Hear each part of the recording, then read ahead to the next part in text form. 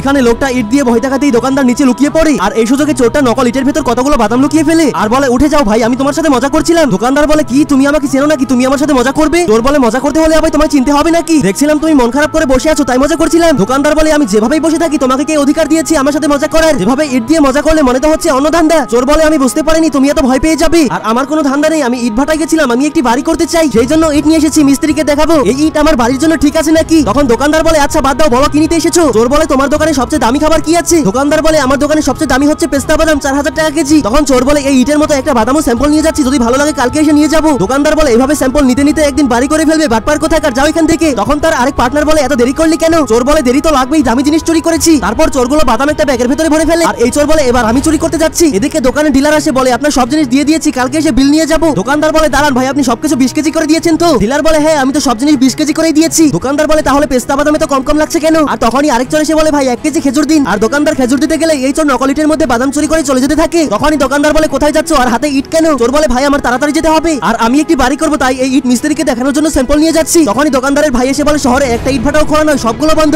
দোকানদার বলে বন্ধ, তাহলে এই ভাই ইট কোথা থেকে নিয়ে আসলো? তারপর ওই লোক ইট দেখে অবাক হয়ে যায় আর নকল ইট খুলে ফেলে, দেখে ভেতরে পেস্তা বাদাম। দোকানদার বলে আচ্ছা তাহলে এইভাবে চুরি করছিস? এটা বলে দুই ভাই চোরকে চোর বলে মারতে শুরু করে।